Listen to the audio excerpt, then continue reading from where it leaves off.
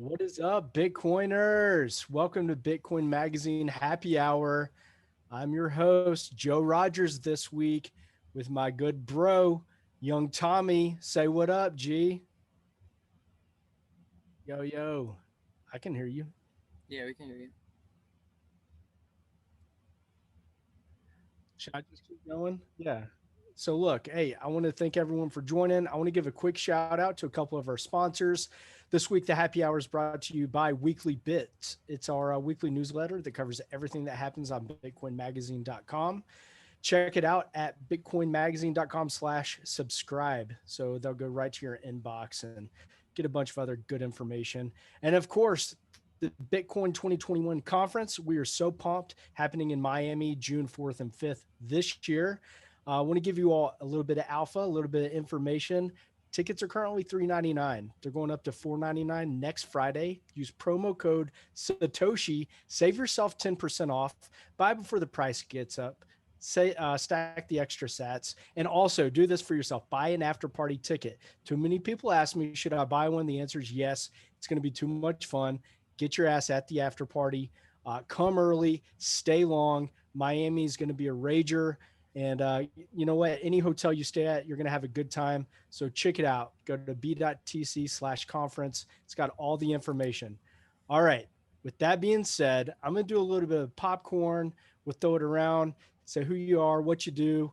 Doesn't have to be too long. We don't want to know too much about you. We'll learn about it on this pod. So, CK, my boy, you're in the guest seat. I think we only got you for an hour. So, what's up, dude? Not much, guys. Tommy, I think people can't hear you, so I Yeah, don't know if you need to fix stuff I there. think they can hear me now. All right, good. So I am drinking a lime Truly, which is truly despicable, and I'm all right with it. I need to catch a flight soon, so I can only hang out for a little bit, but I hope it's the most exciting part of the conversation. Yeah, I'm man. gonna send it to Surfer Jim. Oh, hey, what's up? Thanks for having me. I think this is my third time on, and it's always fun. You guys who know me, you know I love to talk Bitcoin, so I am psyched as usual to chat with some real Bitcoiners. Surfer Jim is psyched, everybody. I want you to know that. All Well, right, I'm hold on. He's stoked. more stoked than you regularly. That's Regularly, what I I was meant. just gonna say. Keegan, why don't you introduce yourself, man? Hey, my name is Keegan. I'm one of the co-founders of Start9. I mostly work on like Bitcoin and Lightning usability research and stuff like that, and always trying to push the technology forward and make sound money in the process. Is this the year for Lightning, or has that year already happened and now we're just like Every ramping up? every year is the year for Lightning. Um, like I mean the growth, like there's been an order of magnitude improvement in the UX and the reliability in like the last year, and I don't think that that's going to stop. I think it's going to get 10x better next year and the year after. Hell yeah. It'll level off in a few years maybe, but by then I think we'll have already won. Cool. Thank you for joining. So, speaking of Lightning, my boy Bootstrap Bandit, what's up, dude? What's up? Yeah, I'm working on Lightning too. I started working on Lightning like early 2019. It really has come a long way. Just like more, I like the business and like tech intersection there, trying to figure out what kind of business models and stuff will work on Lightning. Joe and I have worked together on some stuff back when he actually cared about his words operation. Priorities, But- bro. But yeah, and I like shit posting, trying to convey like how I feel about Bitcoin through memes. You didn't Memes even are show your strong. product, man. The project I'm working on is called LNPay, Lightning Network Pay. Just trying to help people be a layer in between Lightning and their application to help them kind of build on it without having to go all the way into the weeds of the technical stuff. Rad, man. Thank you for joining. Let's toss it over to my boy Denver. What up? What's up, guys? Yeah, my name is Adam. I work business development at Upstream Data for the U.S. So I work with oil and gas operators and producers all day, every day, helping to scale and size different Bitcoin mining projects. You know, we build them modularized Bitcoin mines. So pretty much all day I'm talking to mostly boomers who are slow to make decisions and certainly Bitcoin skeptics. And so, it's a lot of fun trying to fill them in on the insights as to why this, this network and this tool is something they should leverage and something, in their best interest. So that's pretty much what I do all day, when I'm not shit posting and hanging out with you guys. I think that Denver was made for Clubhouse. This son of a bitch owns it when he gets in a room, commands it. He will boot someone off stage so quick. I think that he. Oh, I love the kick button, dude. The kick back to the audience button's fantastic. No, I worked in terrestrial radio for a while, and I wrote, on-air advertising and things for terrestrial radio, and so I've always loved kind of that audio content. So Clubhouse has been a lot of fun lately. That's awesome. Thank you for joining. And last but not Cheers. least, DB, what up, man? What's going on? David Bailey, CEO of BTC Inc., owner of Bitcoin Magazine, the Bitcoin Conference, Carrot, and other Bitcoin projects.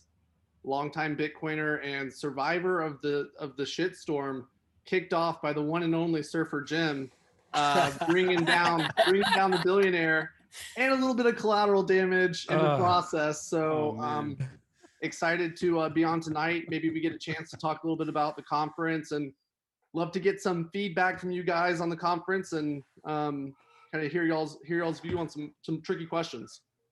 So look, I think that we've got a list of questions here. We got some topics. For those watching, we typically form the conversation based off weekly bits. So everything that we've published the past week or so. And then sometimes there's some other activities that we just want to cover. So I think, the first kind of like headline thing we want to talk about, we're so pumped. Tommy just got back from Miami doing a tour of the conference location. On Monday, we had a big announcement. We're officially live. We're going to be at Mana Wynwood. Tommy, I hope that you can give us some info on that. We're pumped. I want to talk about that. And then I do want to talk about the shitstorm last weekend. And let's talk about like, what does it mean? What is our stance on, this Bitcoin conference? What does it mean for us? What are the things that we care about, putting on this conference and hosting it, David? I think that's important. And then get the feedback from, Denver and Surfer and whoever else has an opinion. I want to hear about it, and let's talk about it because at the end of the day, I think that for me, I'm a Bitcoiner and I want this to be badass. I want this to be good for Bitcoin. And I don't want it to be one of those events where it's something shitty and we say it's good for Bitcoin. I want this to be good for Bitcoin because it's good for Bitcoin. So with that being said, Tommy, give us a pulse. What the hell? You got back last night or this morning? How is it? I'm going to go get a drink for this conversation too. Yeah. So I'll be right back. Everybody needs to have a drink, first of all. And before I get started, can people hear me on the stream? I want to make sure that I'm not still muted to our audience. If you're they watching can't hear on Twitch, your voice, it's a shame. hit me up. Can hear. Okay. Thank you, Muxie. I see that. All right. Well, yeah. So if you can't tell, I'm nice and tan right now. Well, not really, but I got a little burnt yesterday in Miami, checking out the venue again. And yes, we were able to announce the venue. It was so hard to keep it under wraps for so long because Wynwood is like one of my favorite places in the world. Street art capital of the world. If you've never been there, the best way to describe it is it's just murals everywhere, like every wall. Good chance there's some graffiti on it, but not just like tags and gang signs. It's like art everywhere. So street art capital of the world. Just what better place to throw the biggest Bitcoin conference, the Bitcoin Revolution. It's not even a conference, it's a festival. It's going to be music, food, drinks, all your favorite Bitcoiners, some Bitcoiners that you may disagree with, but it's going to be insane. And the venue, it's massive. We're taking over a whole block. It's right in the heart of Wynwood. It's going to be insane. I'm here to answer all the questions about the venue and the conference. So yeah, super bullish. All right. So you went there. It's locked down. Can you sneak us any details? Like what do we not know? What can you tell us that hasn't been leaked? Because that's what everyone wants to know. What can you tell us we got the boss on here, so might as well just like leak a little Yeah, I mean, if anyone's gonna leak information, it's gonna be David over there. bit. I don't know. I'm the greasiest wheel you've ever met. Yeah. Let's just say that you're gonna want to stay tuned to the Twitter at the Bitcoin Conf. You're gonna want to stay tuned to the website b.tc/conference because we're just gonna keep adding speakers. We're gonna keep adding sponsors, artists to the art gallery. Just all the details will just keep getting added and added to that website. And yeah, it's just growing and growing. We're expecting 10,000 people, give or take. So it's going to be the biggest conference in a long time. Biggest Bitcoin conference in the world. I think the biggest conference in history. For biggest any, Bitcoin conference. Yeah, definitely biggest Bitcoin conference. Yeah. I had no idea it was going to be that big. Wow. It's going to be big. Yeah. If we can help it. And it has been, we've been very cognizant of all the COVID regulations and trying to do this the right way. Obviously Mayor Suarez and the going through all the different government channels to get permitting and stuff. We're doing this the right way. We're doing this with people's health in mind, and it's going to be a blast. It's going to be a great time. DB, do you have anything that I don't know that you can spill, or anything we haven't announced that you feel comfortable leaking? Well, I think two fun things. One we have announced, but I feel like it kind of flew under the radar. Last week we announced Tim Dillon, the comedian, is going to be involved in the conference. I think he's going to moderate a discussion and kind of open up the after party with some stand-up. And if any of y'all like watch Tim Dillon, he's kind of been already starting to practice his some of his Bitcoin stand-up. So Bitcoin stand-up about the wallets. Oh yeah, pretty funny. He's the one who made the commercial the other day for the movie, where it's like the trailer. The trailer, yeah, to like try to recover the wallet of his dead father or whatever. They don't have the pass keys. Anyway, I'm out of the loop. I don't know much about Tim Dillon, but after I saw that skit, I'm like, I want to know this son of a bitch. Yeah, he's outrageous. He's an extremely controversial character, but he's I feel like very Bitcoin. So it should be fun. Quick question for you guys about the Telegram group. You guys is that? I stay out of there. Yeah, I'm not going to be able to answer any questions about that. I'm sorry. Is it related to you guys at all, or is just like a random thing that someone made for the conference Telegram group? Yeah. So we are managing the conference managed? Telegram group. Okay. Yeah. We haven't booted anyone out. I've seen some bullshit in there, and I've tried to regulate on them. I'm not actually talking about. Well, I haven't been that active in it, so I wasn't talking about anything specific. So just in general. What's as we the get purpose closer, of it? As we get closer to the event, it's going to be more popping with more information because there's going to be so many satellite events happening. People are going to try to congregate and find signal. I mean, of course, they're going to have their own networks, but it's going to be, I think it's going to probably 2 or 3x from here as far as people that are in there. But the good news is we're going to be standing up a satellite page on the website. Tommy, it may have gone live today, but we're going to be hosting. It's been live. We just need to add. We just need to get all that first batch of satellite events on there for everyone to see. But yeah, there will be many satellite events, and they'll all be listed on the official website. Yeah, I think the Telegram channel is going to be most useful week of the conference when there's just a lot of spontaneous stuff going on, and you want to have fast access to what's happening, where people are, what seems to be the cool thing of the moment. I wouldn't be surprised if there's 50, 60 satellite events. So the other piece of information, I'll break some information. We were finally able to get some sumo wrestlers for the conference. And we are borrowing a couple sumo wrestlers from Elon Musk, who wrestled at his birthday party. And we're in the process now of getting that hooked up to some sort of gambling application so that we can showcase the power of Bitcoin front and center at the conference. So first conference I've ever been to where there's going to be real world sumo wrestlers going at it. And gambling on them. I've been to some conferences with some gambling. That's where the best gambling happens. Oh, man. Hell yeah. We got Elon's Sumos. You heard it here first. We're going to have to when do Elon a big drop. Yeah, next step, Elon. Are you going to announce him? Is that coming, David? We'll see. In the Yeah. works. Keep trying. Yeah. Any more questions about the conference? I know we could spend the entire happy hour talking about it. You're gonna have a half pipe, right? Yes, half pipe. Not so it's not going to be a vert ramp, unfortunately. So that I guess there's obviously a big difference between the full on vert ramp, but it's going to be a pretty massive half pipe where Tony Hawk, obviously, and a couple other skaters, I think 5 other skaters from his team, will come and just tear it up periodically. And So, yeah. Can other people skate this half pipe? So that's a great question. That's to be determined. Obviously, there'll be some As sort of of right now, waiver. Yeah. Yeah, we're gonna have to work out some Nightmare. sort of safety thing, some sort of waiver application. But it's possible. Well, I would Bring your expect a lot skateboard. of skateboarders to potentially be there, guys that could ride. I was thinking of practicing my rusty skills because I used to ride all the time.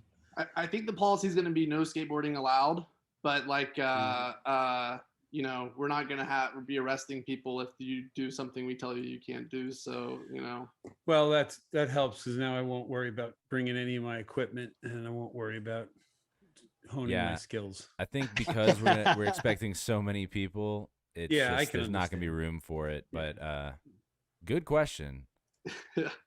well, and I can Well, tell you that this is one of the places in the conference where, central bankers have struck because we were originally planning to have a vert ramp, which is like, a vert ramp. I had to learn all this I've never Vertical drop off, right? Like, a vert ramp is like serious. Like that's like what twice as tall at least. Yeah. Well, like, what it really means is that the very top of the ramp is perfectly vertical. There's no transition. It's literally straight up. yeah. And so like if you want to see Tony Hawk do a 900, he needs a vert ramp to be able to Right. do that. Well, the price of lumber has soared in the past 12 months. You don't And have to so, tell me. like, the price of getting the vert ramp built is just like unbelievably expensive. Yeah. And so, even the half pipe is expensive, but it's like, okay, well, if nothing, you can't have anything less than a half pipe, or it's just not even worthy of having Tony Hawk on it. So, we got a half pipe, but not a vert ramp, and I'm a little upset about A it. big one. It'll big one. be enough. It'll be enough. Still be fun. Yeah. I got a question from the audience. So, will there be any live streaming going on any of the speakers? I know that we're going to have content captured and released post conference, but will there be any live streaming happening? There will be. Excellent.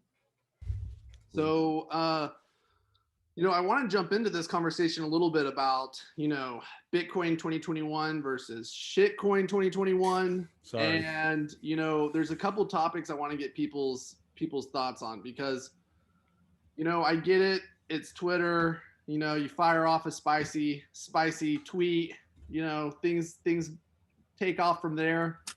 But some of these questions are a little bit harder to answer or not as quite straightforward as they seem on their surface. And so, one thing I'd like to get people's opinion on is how you would define a Bitcoin only conference. And like, this is a topic we've had to kind of debate internally at our company because like, there are some people who take the view that a company that touches anything other than Bitcoin is not a Bitcoin only company or is not, shouldn't be a part of a Bitcoin only conference.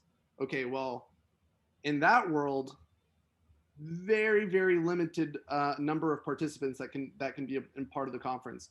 And also, you have companies that do a lot with Bitcoin, like Kraken's maybe a great example, but they touch other stuff. So like, is Kraken not a Bitcoin company because they touch other stuff? I think that's a hard case to make. So what does exactly Bitcoin only mean?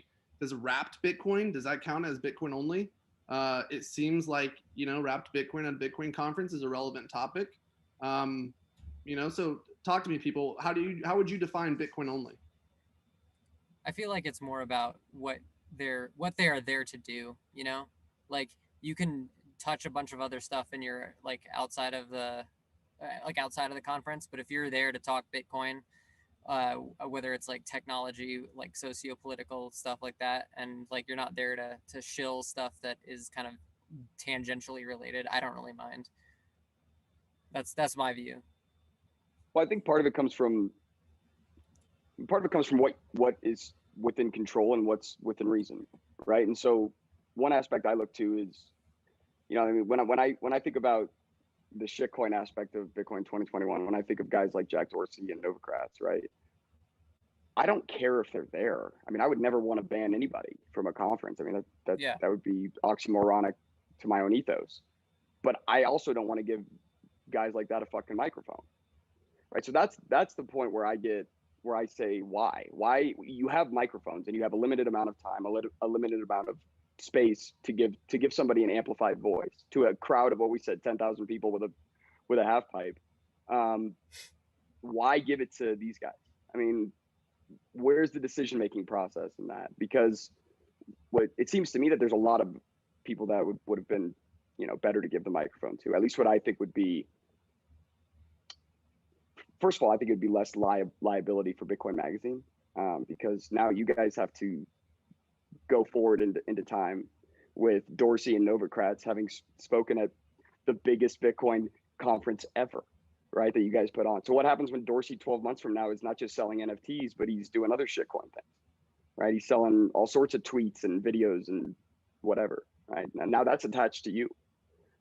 So I feel like from my position, what I see is you guys made a decision call. Hey, we have to balance popularity of our speaker to attract people to our conference versus, you know, how legitimately they actually want to I guess build, and how much are they a good actor in the space. And we're going to balance that. We're going to try to find this area where we maximize attendees and minimize damage to the Bitcoin core community.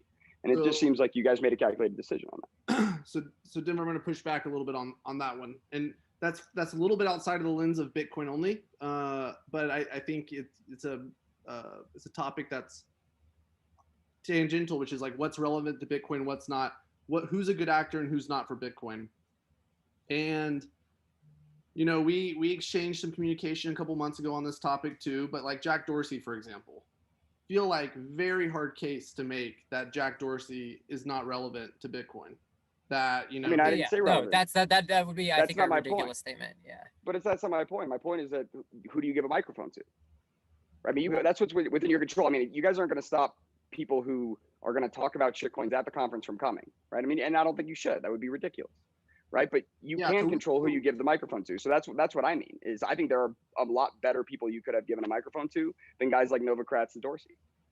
So two things. So, I actually think that Dorsey's one of the best people in, like, you know, you can talk about his NFT sale as being sort of anti-Bitcoin, but he's like one of the few, you know, major CEOs who's actually funding Bitcoin core development, like a real research, like layer 2, layer 1, etc. Like, you know, yeah, Square but Crypto, I mean, he's also testifying in Congress about how they need to, you know, either do more or do less to censor people on platforms. Right, and I haven't watched him, so. Well, but he has no problem banning people for life from a platform. Right? He has no problem. I mean, Square has deplatformed people that they thought that they disagreed with. So right. So I mean, like, there's a counter to that, right? There's a is this guy the guy we give a microphone to? I think he's not. So I want to like demarcate like two different things here, though. One of those questions is like, what does it mean to be Bitcoin only? And so like, you can be a bad guy and be Bitcoin only. Like you can run like, you know, Bitcoin only is one category of like qualifications to speak at this conference. Another is like, what is relevant to Bitcoin? And so when you talk about like deplatforming, or you talk about like, hey, is someone a free speech advocate, or is someone, I definitely think those are relevant topics to Bitcoin. But like, what's the line between like, hey, you know, you have this a belief or view that falls outside of Bitcoin, and we're going to like use that as a determinant to decide if you should be part of the conference or not. Like, well then why don't you invite Vitalik, or why don't you invite the president of you know, what is it, Chain Analysis, or why don't we get Janet Yellen, because they're relevant to Bitcoin. So why don't you give them the microphone? Right. David? Yeah. I mean, that's the, in my opinion, that's the right set of questions to be asking. Is like, okay, well, no, seriously, why don't you give somebody? Would you give somebody like that a microphone? I mean, did you ask Vitalik if he could come speak? So we've talked about this actually. So, you know, generally speaking, if Vitalik, like my personal opinion, is if Vitalik had something to contribute to the Bitcoin community that was focused on Bitcoin core, and he wasn't going to talk about anything but Bitcoin, and it was something that was useful for people to listen. Personally, I don't have an issue with him speaking, but we made a decision, like one of our editorial guidelines, because we had to have some guidelines, was that no one who is the active leader or founder of a competitor to Bitcoin can speak. So like, not that that's like a lifetime ban, but if you're actively shilling Ethereum, or you're actively shilling Tron or Polkadot or whatever, NFTs. And it doesn't matter if what, like, I'm going to tell you that there's a speaker who. Wait, hold on, back up. No, I'm sorry. You're talking out of both sides of your mouth here, because in one breath you say that it's about relevance and whether or not it's has to do with Bitcoin only, and then in another you're saying anybody that's an active competitor, which by the way would make them relevant, you guys weren't going to have them come. And if they were actively shilling stuff that was counter to Bitcoin, like an NFT, like Jack Dorsey, you automatically said they shouldn't come. So I have no idea where the fuck you stand, David. Yeah, so I don't think NFTs are a competitor to Bitcoin. I think that they're fundamentally different. Yeah, something that's trying to be its own protocol, that's trying to like displace Bitcoin. I think like the top 100 cryptocurrencies, for example, many of them So that's the hair split. Okay, so that the NFTs don't compete, so therefore Dorsey falls outside, but Vitalik falls within. Yeah, gotcha. That's kind of how. Well, and the thing is that like NFTs are not fundamentally not able to be done on Bitcoin. Like they're like a separate concept altogether, and like most of them are being run as scams right now with like especially like the digital certifications of art. But like you can imagine systems of like even that are completely 100% native to Bitcoin. Something like if you ran a trust, like a trust that auto dispensed Bitcoin every month or whatever, which you can do with various Bitcoin scripting language like stuff, that the signatory rights on that contract in Bitcoin is itself an NFT. So like to talk about NFTs as if they're one entire monolithic thing rather than the specific use cases that they are serving, like this nonsense use case of like claiming ownership over something like a tweet. Like a tweet, right? That is a specific use case for an instrument that's far more general, right? So, like in the case of, Dorsey selling one of his tweets and like causing someone to lose, what is it, 2,600 ETH or whatever it was, something ridiculous. Like, I personally don't really have an issue with that, but I do think that the people who are buying those things should understand that they're losing their money. Which, if you can afford to spend, that much money on it, like you probably already know. Yeah, but Keegan, I mean, what we're talking about here is that we know that the sellers are aware that the buyers are losing their money, right? Sure. Yeah. That's a very important point. Like, I want to highlight a real world scenario that this has actually happened with the conference, and we had a really heated discussion about this because this is, on the surface this is an easy question, but like in the practical sense, it's a little bit more difficult. We had someone who's a founder of what we would consider a competitor of Bitcoin approach us, desperately wanting to speak at the conference. We get on the phone with them. They're basically, they make the case that they're a Bitcoiner, that they have a large holding of Bitcoin, that they want to make a multi-million-dollar donation to Bitcoin Core, and that they have a company that's a very popular cryptocurrency company. I won't be super specific. And that they want to announce at the conference that that company is implementing Lightning and is going to have, Lightning running on the back end and for withdrawals, et cetera, withdrawals and deposits. And like they want to make a big announcement, and they are willing to abide by the rules that they can only talk about Bitcoin. They cannot mention anything else other than Bitcoin. And like they're super eager to do that. And they also offered us selfishly, $1 million+ to facilitate that to happen. All right. It's really hard to be like, hey, millions of dollars in donations to core development would not be a good thing for Bitcoin. Implementing Lightning at one of the most popular, companies or services that people use would not be a good thing for Bitcoin. But we also thought, hey, like, just by the very nature of this person talking, this is allowing them to what's it, affinity chase? Is that what it's called? Relate their brand to this. And that's going to give them the ability to, damage things later, I guess. So well, that's exactly it. It's a bribe. What they offered you was a bribe. So we turned them down. So we turned them down. And but like that scenario made us have to ask questions about why are we turning them down, other than just they're only speaking about Bitcoin. They're doing something cool with Bitcoin. They're wanting to support Bitcoin development. Like those are all great things that are actually relevant for Bitcoin, good for Bitcoin, but still didn't meet the criteria for us to let them.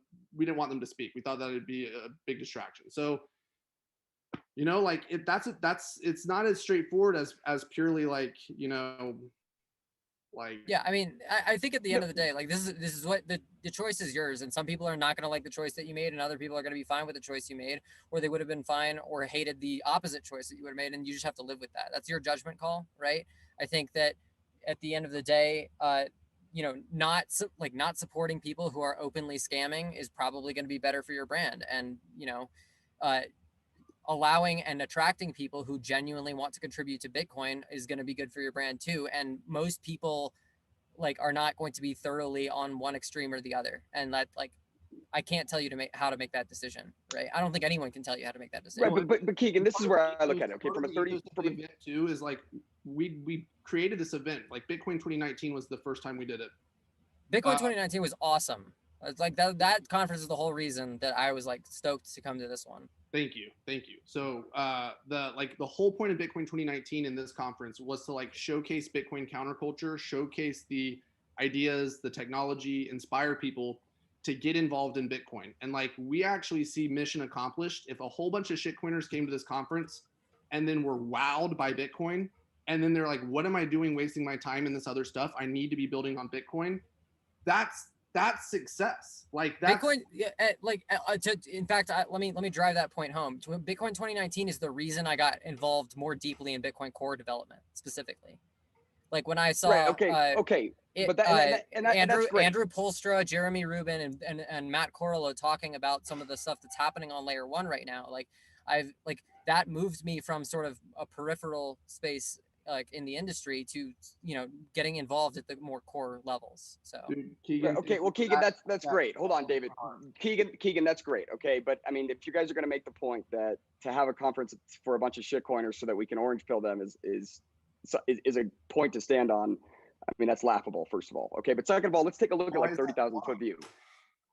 Well, you're saying that's a good idea, that we should have a shitcoin conference? Well, you said it yourself. We're not going to tell people they can't come if they're pseudo shitcoiners. That's exactly right. That's what I mean. So it's there's no reason to advertise for it. They'll show up if they show up, right? I mean, don't think we have advertised shitcoins. That's my point. I don't know why that point of, well, it's possible that these shitcoiners will get orange pilled is a relevant part of this discussion, right? I mean, from what I'm talking about is from a 30,000 foot view, we're building an industry, right? I mean, David, you specifically are endowed with an incredible amount of influence in the building of this industry, right?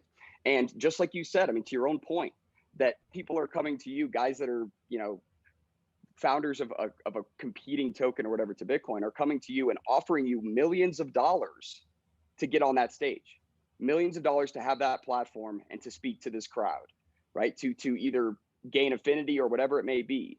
They're coming to you. So that's what my point is that we don't need to kowtow to anybody at any conference, in my opinion, right? I think that Bitcoin's price will bring the famous and the clout heavy people like Jack Dorsey and such to the conference. They'll come and they'll end up paying you to get there because we'll have built a community that's such a high price tag just to even, interact with.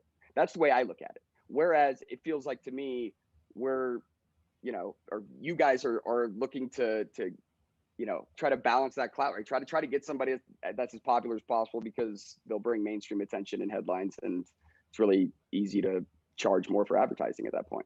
So, I think, I don't know. I just think, I think that there's some straw man arguments to it. Ultimately, this comes down to opinion. It's a matter of my opinion is I don't think we should give a microphone to these kinds of people. I feel like let me interject. You guys split hairs. Hold on, but I mean, you guys split hairs to some degree, right? I mean, you made the decision between Vitalik and Dorsey because you don't think NFTs are a competitor. But to sit down and even have those conversations tells me we're already heading down the wrong path. Denver, can you state I want to understand more specifically, kind of how you would categorize these enemies of Bitcoin, so to speak. mean, I won't call them enemies even. Like, I mean, I think NFTs. I think there's in many ways they're just scammers, right? They're opportunists. I mean, there's a lot of upside for Dorsey to go, tokenize a freaking tweet and sell to somebody for tens or hundreds of thousands of dollars. Like, it's just it doesn't have anything to do with what the white paper was written for, right? So I don't know. I think Can I jump in real quick? Nonsensical, right? I'm not sure what that has to do with and Jack again, Dorsey at large, though. Like, is Jack Dorsey an NFT? Like, are you just talking no, about but the he has one no time problem. that somebody He has no sold problem Jack with Dorsey? censorship, right? I mean, he has no problem kicking people off platforms for lifetimes. He has no. I mean, Square has no problem, right? I mean, those things are certainly something that I think would go against the Bitcoin ethos. I mean, I want to make sure that we don't get carried away though, because like I don't know that we know that Jack Dorsey has no problem with it. Like, he's definitely been on the record saying that he has a problem with it, which of course is, you have to take that with a grain of salt. And he's also on the record saying, "Let's execute, let's make this happen." Hey, but like, if I could just jump in really quick, if I could just jump in, and I apologize, but like, these are nuanced topics, right? Like, Jack Dorsey is working at one of the largest social media platforms in the world, and obviously there's like very strong pushes and pulls. I think David opened this conversation up with like, what is Bitcoin only mean, and like, how should someone be evaluated to speak about Bitcoin? Like, it's a difficult argument to say that Mike Novogratz and Jack Dorsey are not part of the Bitcoin industry. Like, Mike Novogratz is funding one of the biggest mining efforts in North America, right? He's funding a ton of people who are involved in Bitcoin, and he's involved in other things too. But there's a lot of investors that are they're involved in a lot of things. That's kind of part of the fiat mindset. It's just like it's something to take into account. Like, we've never said this is a Bitcoin maximalist conference. We said this is a Bitcoin only conference, and I can rest assured, looking at the lineup, looking at like who we're working with, that like we're delivering on that. I also would love to hear from Surfer Jim. I have not heard from him yet. And Bootstrap. Bootstrap hasn't said a y'all word either. feel free to jump in as well. Yeah. You can go first. Well, I think that point right there is a good one. Like, it's not a Bitcoin maximalist conference, Bitcoin only conference. I mean, I think that's like the difference right there. Like, Denver, if you're looking for a Bitcoin maximalist conference, then it sounds like this might not be it. There is a lot more nuance to just like. I mean, you can Bitcoin tell me it's the wrong conference or whatever, but like, I mean, I'm still going to sit here and say that I think you gave the microphone to somebody else. I think you gave the microphone to shit people. I think you made decisions based upon, obviously you had a lot of nuance, if you would say. But there's a lot of ways. Process, but I think you gave the microphones to some shit people. You gave it to a lot of good people too. But there's a lot of ways to earn Bitcoin or just earn. Like, every day we're shitcoiners because we earn in fiat, or like some people still do. Maybe you don't. I don't know. But like, earning to convert to, what did Jack Dorsey do after he sold the NFT? I mean, Jesus Christ, Bootstrap, are you going to sit here and tell me because I work a 9 to 5 and earn dollars to buy Bitcoin, I'm the same as Vitalik? I mean, come on, dude. I think that the arguments that you're presenting. What are we talking about? I mean, it's earning, bro. It's earning on like people earn dollars. That's a false equivalence. That's a bullshit comparison. He's not even making that equivalence though, Denver. Right? That's the thing. Like, I think that he just literally compared the two. He said we're all shitcoiners because we earn dollars. It's like, well, what the fuck then? I still think it's true though. Yeah, I think things can get real dark real fast if you take that mindset, right? Like, at the end of the day, at the end of the day, we're all trading effort that we think is valuable, that we're trying to do, like, things that other people value, that we ourselves value. And then we're trading that to the best monetary instrument that we could find. And until the one day when we want to buy goods and services back, right? This whole like never sell thing. Like, yeah, it makes sense to not try to sell back to dollars just to have more dollars, because that's a fiat mindset. But at the end of the day, money is for trading for a better life, right? And so the best, like, the earning however you can earn, and then saving in the best instrument that you can is like almost like that's the best thing that you can do, right? I think what Denver's calling out is malicious intent, and I mean, and that rightfully should be called out. Absolutely. But again, like when it comes to this conference, I don't think you can look. Okay, I mean, this is my opinion, but again, I think that we're only given microphones to people who are doing quite a bit in the industry, and in terms of like, you know, malicious intent, that seems like a very subjective thing, depending on people's, you know, take on exactly what happened. Yeah, and I'm a little bit uncomfortable personally, like playing moral dictator of like what's right, what's wrong. Like, to be honest, like I've said this, I probably shouldn't say this on a live stream, but I'll say it. Like, if ISIS was working on cool stuff with Bitcoin and was like supporting Bitcoin Core and was like showing some cool use cases of Bitcoin, I would give them a speaking role. So like, I don't really care what people's moral opinions are of anything. My only goal and interest is hyper Bitcoinization. That's all I care about. And so it's like, okay, if I think someone is like, yeah, that's coming with or without. That's coming with or without Bitcoin 2021. Totally. I'm just trying to accelerate it. So maybe at what cost, David? At what cost? Well, what is the cost, Denver? Yeah, what is the If cost? it's going to happen with or without, what does the cost even matter? Well, yeah, I'm actually just trying to your own brand, to your own fucking brand. Yeah, getting attached with guys that are going to act malicious either down the road or in some respects are currently friggin' scamming people. I'm gonna grab another beer. I mean, what? So right, but I think that's. I think. What do you mean? What cost? Well, my problem is like the people that we're talking about.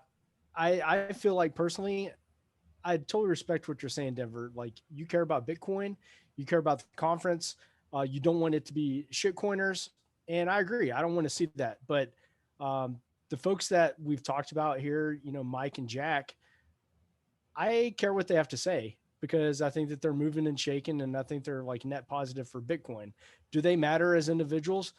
No. Do I matter as an individual? No. Does anyone on this matter? No. But the fact is that we're trying to move the ball forward, we're trying to move the conversation, and I think that they do matter to the Bitcoin industry at large. And I think that the nuances that you pointed out, I think they matter and they should be considered. But like Jack Dorsey, like Keegan said, like, and everything that we've talked about, he's a net positive for Bitcoin. He's doing some really great stuff. And Mike's dumping a ton into, all kinds of infrastructure and products or projects for Bitcoin. But I hear you. I just feel like I'm getting a little bit of like an all ye Dieter Bob vibe from you on like shitting on anyone, like gaining off of the Bitcoin brand. Like it's, I'm feeling like you don't want like Bitcoin conference to even like make money and like try to make this thing better. No, I understand this thing needs to be profitable. Hold on. Work. But if you have Jack and you have Mike and you have these other headliners, are we going to sell more tickets? Fuck yes, because people want to see what they have to say. Otherwise, why would we even have them? I mentioned that. I mean, that obviously had to play into your decision-making process of like, I mean, I understand this conference needs to be profitable, right? I understand that a vert ramp is more expensive than a half pipe or whatever. So like, there's trade-offs here when you make decisions and doing things. Okay, I get that. I'm not. Yeah, exactly. The trade-offs are like about probably Denver, like 18 I degrees. think that like here's the deal.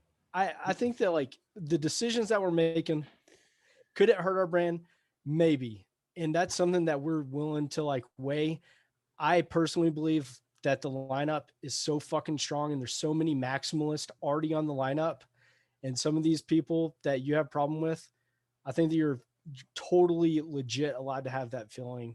Yeah. And, I'm actually going to go ahead and stand on Denver's side for a second, actually, because I'm only going to try to speak for myself. But I will say this, if you took the mic away from Dorsey or from Novogratz, I would still come. The reason that I'm coming is to hear like the core devs and those guys speak, right? That's me. Other people are going to come for other reasons, right? So at the end of the day, like, am I mad that you gave the mic to Dorsey? Absolutely not. Am I going to not come because if you choose to take it away? Absolutely not, right? Like that's where I'm at. That's a good perspective as well, right? I mean, I think that's worth sharing because, yeah, I think honestly a lot of people feel that way, right? That there's a lot of reasons to come beyond. Well, and I want to be clear, like I'm okay at the end of the day if our brand is damaged from something that we do, as long as people understand the reason why we did it and then still disagreed with it. Because at the end of the day, like I can only be responsible for feeling good, like we make the decisions the best we can, and if they sit right with our philosophy and our goals, like, then so be it. If people hate us for it, then they hate us for it. But like, you know, I want people to at least hate us for the right reasons. Don't hate us for something that we didn't mean, or didn't say, or didn't want to do. And No, so that's fair. our That's goal fair. is hyper Bitcoinization, and like everything that we've done at this conference, we're trying to make it have hyper Bitcoinization as like, is it exposing people to cool tech? Is it exposing people to cool ideas? Is it showing entrepreneurs ways that they can make Bitcoin better, or to you know, accelerate the adoption from normal users? Like all of those things we want to see happen. And so, you know, I haven't been on Twitter in 3 months. I went dark when Trump got deplatformed. I thought it was very wrong, and I have a problem with it. And like I definitely want to see Jack asked about that at the conference, and him to be like, you know, have to answer for it. But then at, you know, at the same time, like that's not necessarily the fight that we're fighting at this conference. And so, you know, that's my view on it. Understandable. No, I get that. I'm just saying that's and my trust me, I mean, and I would be one hell of an advocate if I was on the other side. If I was on the other side of the argument, I mean, I have a lot of great things to say about this conference. I think there's awesome shit going down. I think you guys did a lot of things right, a lot of things I would have never thought of. So, I mean, Tony Hawk being one of them. I mean, he's a great pull. He's an awesome human being, right? And so the fact that he's a Bitcoiner is great. And so I think he's a massive value add, just from a, you know, what kind of industry are we building? What kind of a culture is this kind of a conference? So I think you guys did a lot of things right. I have very specific and minor criticisms, right? But because I got pushback on them, like I needed to figure out if I was convicted and what the hell I was thinking. And I think I am. I mean, I think had I had the opportunity to give a microphone to people, I wouldn't have given it to those guys. But I understand. I completely respect that view, right? Like I think, and that's really what it comes down to, is like you just have to do what you think is right. And but more importantly, I care about what Server Jim thinks, I think. And I don't want to Server Jim, because I don't want to be like, this is going to be the worst thing I could possibly say on this live stream.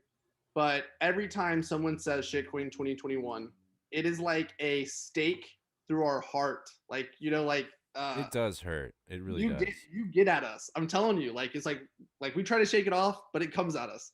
Server Jim, I mean, I think I started that one. Sorry. All right, so so just like the you know, keep us accountable to make sure that, like, I mean, we need to be held accountable by the community. Like we want to, like, we understand that we're taking the moniker Bitcoin 2021 and like we're trying to raise a flag for Bitcoin, and that there are certain responsibilities that come with that, and that if we misuse that we should get flack for that.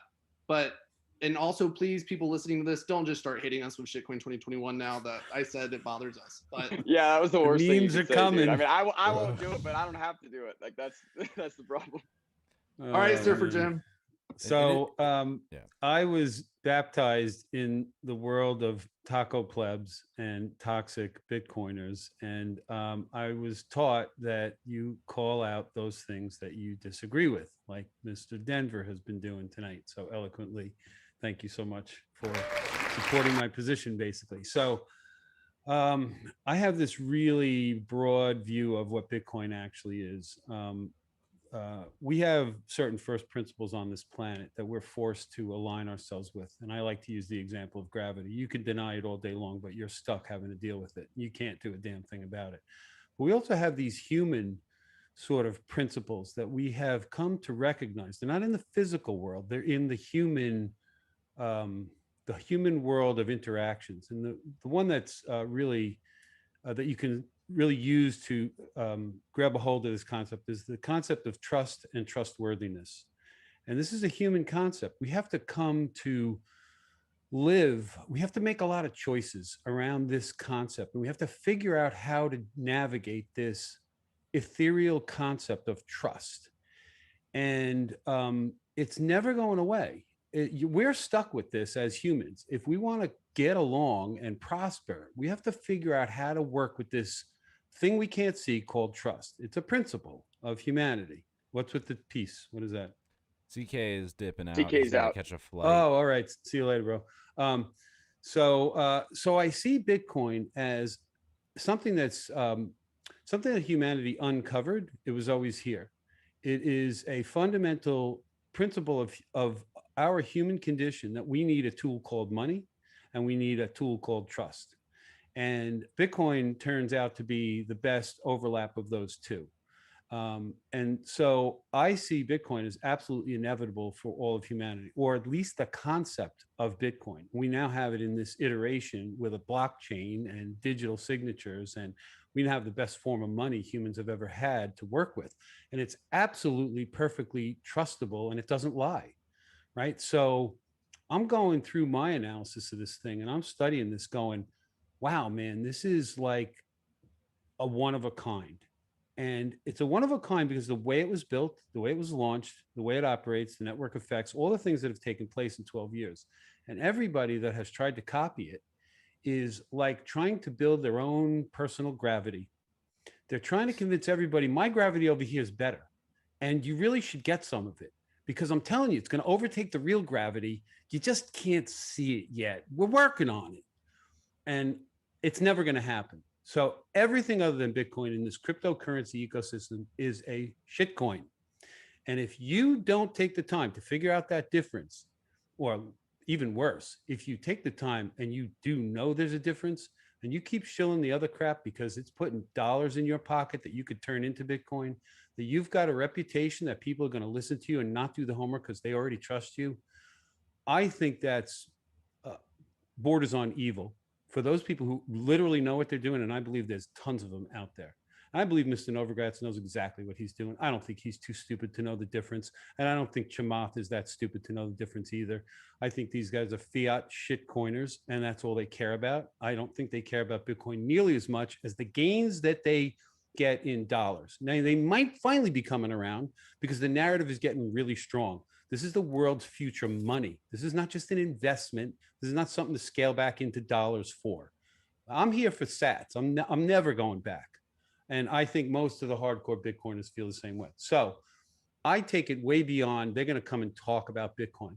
I do take it all the way to freedom from the parasites who have controlled money through all of my lifetime and for the last 300 years, at least since the first central bank of England. So these bastard people, parasites that have destroyed lives all over the world with the control of money, they're getting disenfranchised now because Bitcoin is here, and they will be done in a couple generations. And the other people trying to push shit coins are pushing things that they can control and they can manipulate. And there's too many people that don't have the time or the willpower or the trust radar to know that they're being shilled garbage.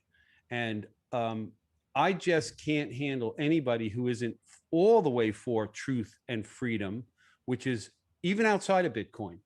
Somebody who thinks you should be deplatformed for your words is not for the ethos of Bitcoin, in my opinion.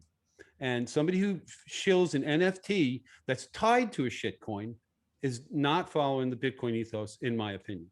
So I was told to be toxic. I was taught that you call out everything and you don't give a crap what anybody says. And I didn't know who made the decision. I was disappointed.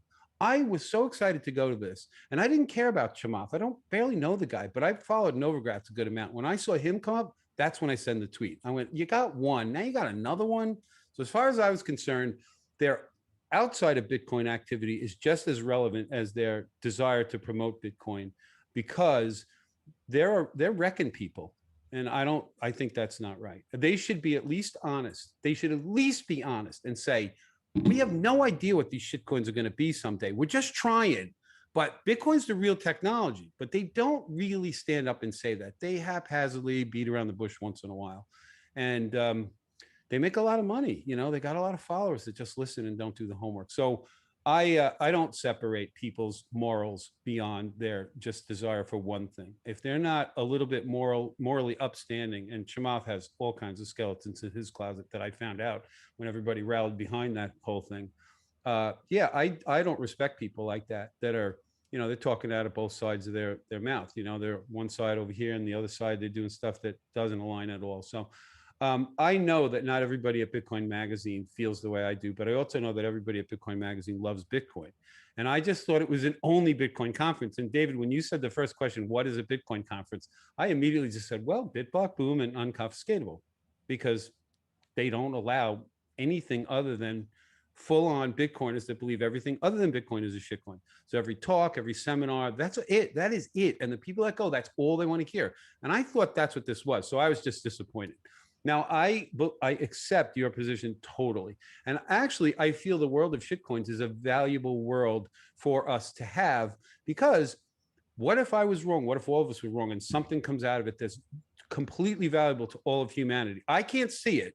And I've talked to and heard a lot of people discuss it. So I don't know. So it's certainly worth some people's human effort to go spend time and energy in that direction. But when we've seen thousands of them come and go, pump and dumps, hype, bullcrap, most of the ones still out there probably fit that. It just it makes it harder for me to deal with any of them. So I think I've spoken enough, and thank you for the platform. Extremely well said. That was extremely well said. So I agree with I agree with those views. I will say that you are taking an ideological view of Bitcoin, and then you're combining with Bitcoin the asset. And there are people who don't have the ideological background, and they see Bitcoin the technology and Bitcoin the asset, and then they apply that to the ideology or philosophy that they had coming to Bitcoin. And like Bitcoin can still be relevant to them, but it's just like they don't, I think they what you're describing, sorry, I didn't mean to cut you off, but what you're describing to me is a person that's not fully convinced that Bitcoin is the most important invention in humanity. As far as I'm concerned, money was the most important invention and still is. It's the best tool we've ever created. It got us out of barter and helped separate labor, the division of labor. It's definitely and it's the allowed most humanity to prosper. And we now have the best form of money. So I say Bitcoin is the best invention ever in all of humanity. And if you're not behind that and want that to succeed, I just don't understand. And the people that don't, whatever, like maybe I'm too extreme. If you get it to this point, if you get to this point where you understand Bitcoin, you see where it might go, that it could be all of the world's money that nobody controls, that could disassemble tyrannical governments all over the world, make all people peaceful again, just because nobody could steal everybody else's wealth. I mean, this is like the problem with all governments and all wars, is because you can go steal wealth and you could conquer other people and subjugate them. I mean, this goes away in Bitcoin potentially. It might be a couple of generations, but we're talking about humanity changing invention here, and people are copying it to promote shitcoins and put a bunch of fiat dollars in their pocket, and I can't stand it. Well, and people out there talk about Filecoin, right? I mean, like, what the hell is that shit? You can't put anything in the real world onto the blockchain except electricity. That's it. Not without a third trusted party. I don't see another way, and I've studied this very deep. I read 100 freaking white papers. They're all junk. So I can understand your position totally. I don't want to mischaracterize it, but like your view even is like, even if you're not shilling other tokens and like you are Bitcoin only, but you don't understand the role that Bitcoin has to play in the world, and you are buying Bitcoin because you want to make fiat gains, like that's just as bad shitcoining or no, not at all. No, but here's the thing: we all started there, right? Like, yes. I mean, maybe not everyone, but a lot of people, like, you don't start your rabbit hole journey at the bottom. You go from the surface and you go and you fall down it, right? So, right.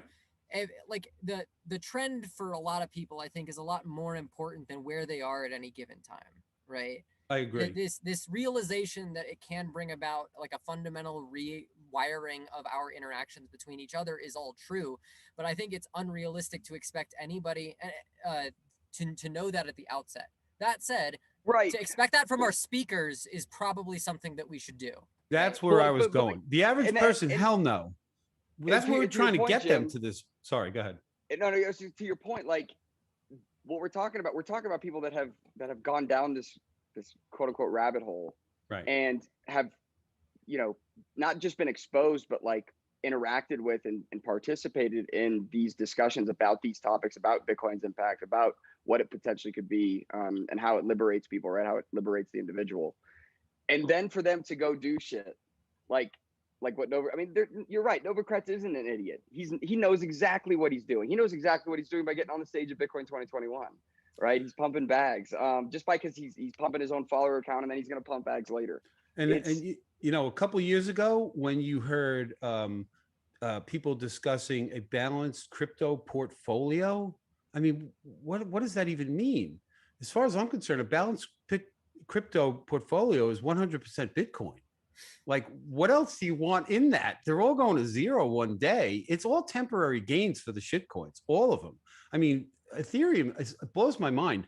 You know, how many years now? They're going to trash the whole thing for, you know, what is it, proof of stake, which is about as corruptible as any system you could have. That's what the fiat system already is. You got a handful of people making decisions. It's absolutely unbelievable if they're actually pushing this narrative and people are eating it up. It blows my mind. And then you got every other shitcoin built on Ethereum, and all these NFTs are on Ethereum. This platform they're going to disassemble and turn into something else. What happened to immutability? What happened to decentralization? There isn't any. I don't see any of it. Immutability died on Ethereum when Etsy forked. What happened on Ethereum?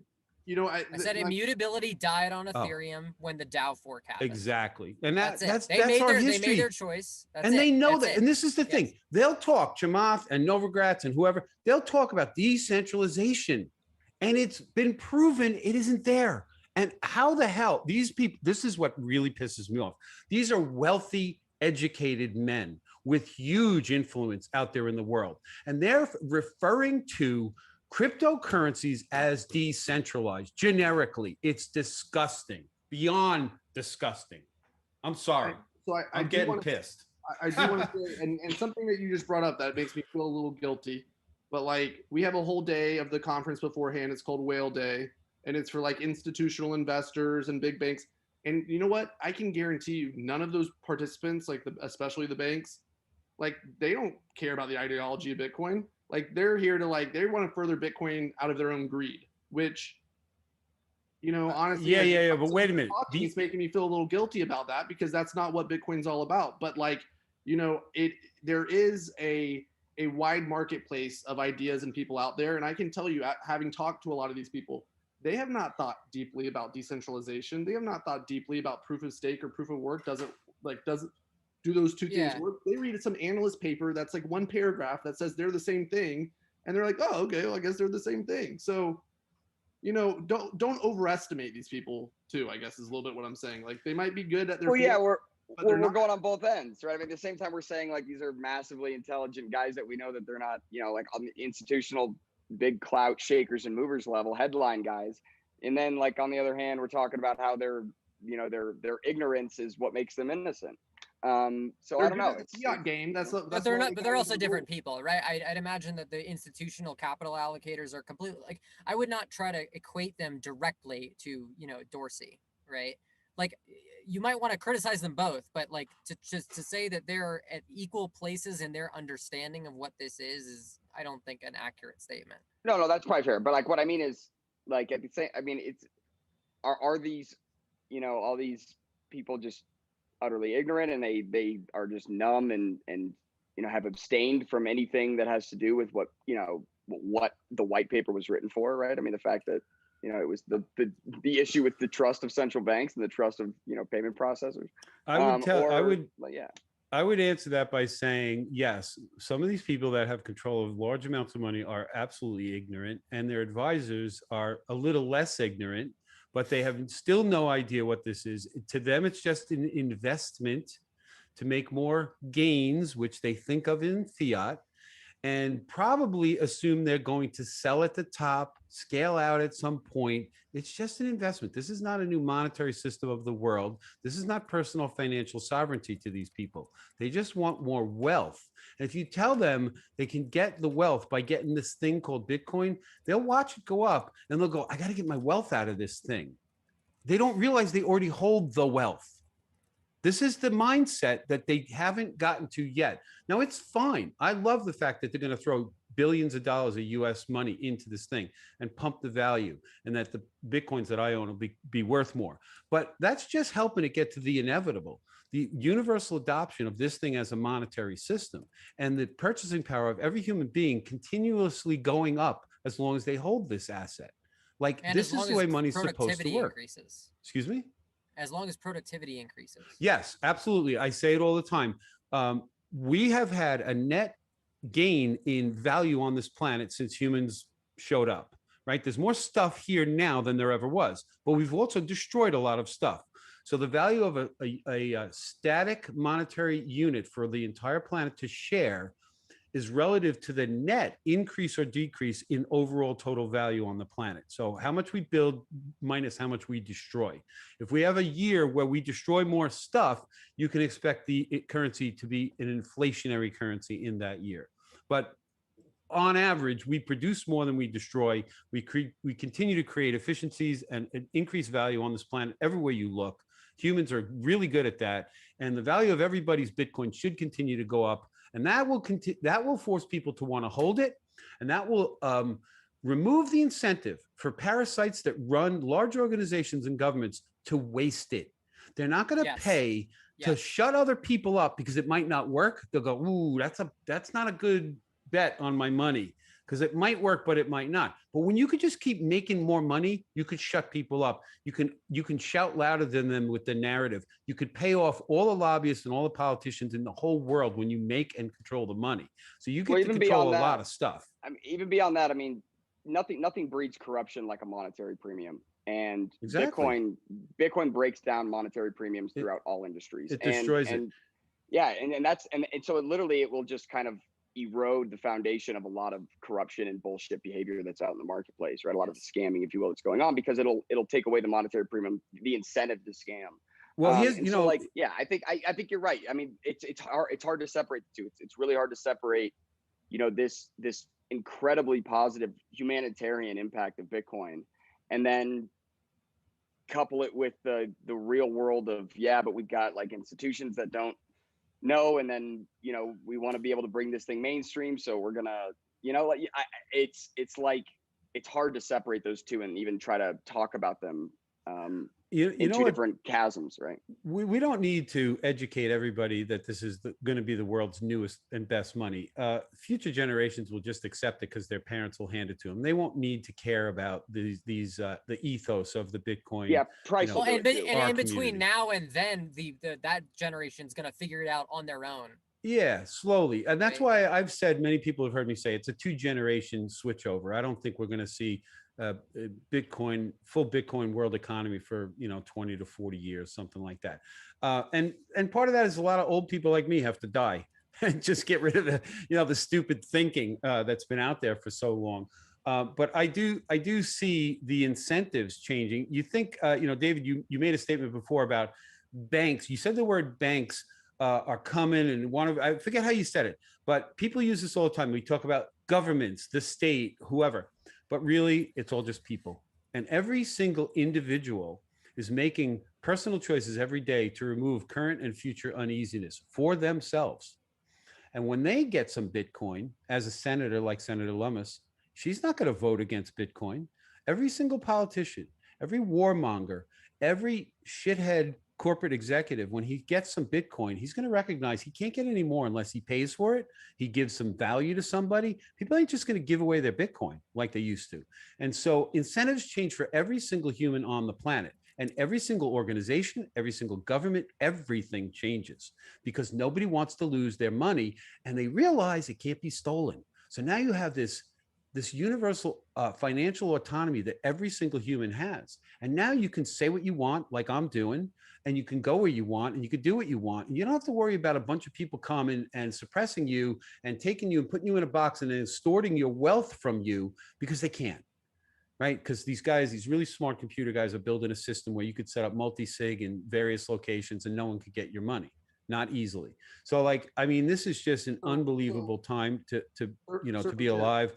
But this thing called Bitcoin is just an amazing thing, but it's a truth machine, and I can't help but try to align myself 100% with it. And that's why I can't get behind any of this other stuff. So I want to say that your view on this is I don't disagree with it, and you have a valid position on it, and Thank you. You spoke it well and repped it well.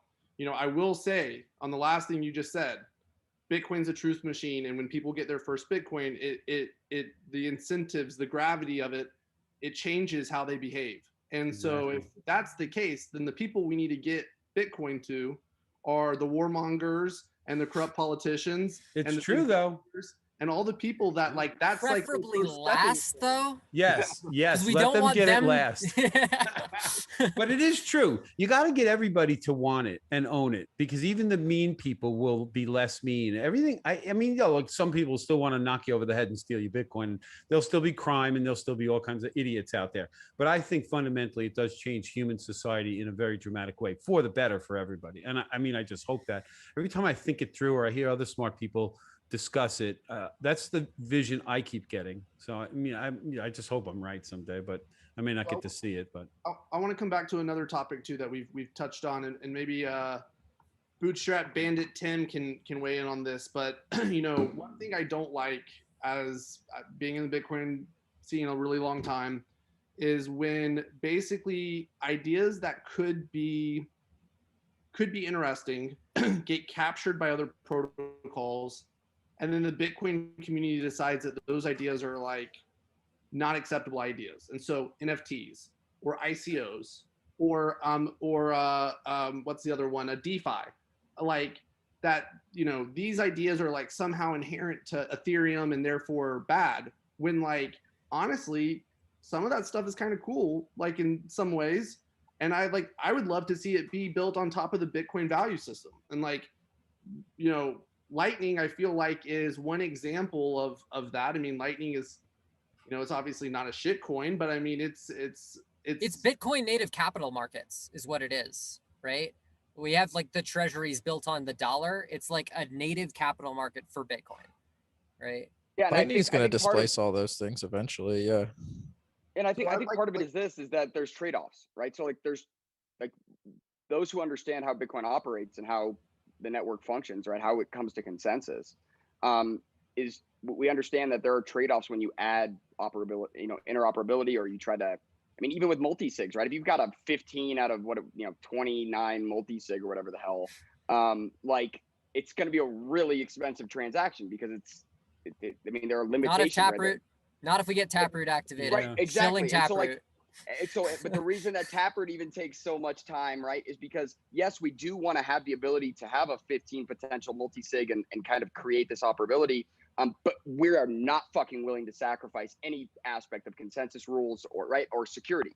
And so I think where maybe there's like the divide is there's this part of the community that's like, hey, listen, like, yeah, we think your idea is cool too. Like, cool ideas are cool, but it's not that cool if it's going to fuck up our network, right? So like, we're not, unless you approach it with like hey, first of all, I don't think this is going to screw up Bitcoin, and I think it'll add a little bit of operability with like no security. Like that would be a way where I think even guys like me, I'd be like, all right, well, like why not propose it? Like, let's do it.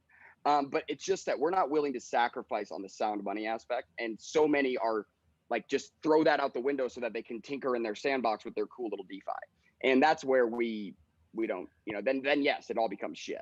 Hey, can I chime in on the NFTs? From my study, apparently NFTs have been around on Bitcoin since way back, maybe 10 years. Colored coins, rare Pepes, right? Yeah.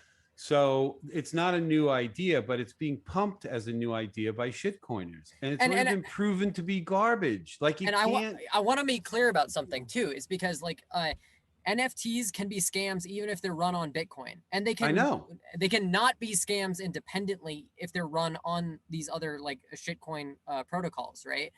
You can have good ideas or bad ideas on Bitcoin or not on Bitcoin. The problem is that pretty much every other cryptocurrency network I've seen has bad ideas baked into its very base, right? And so what we want for the good pieces from these other, we want to steal every good idea from every other network that comes about, and we want to put it on Bitcoin.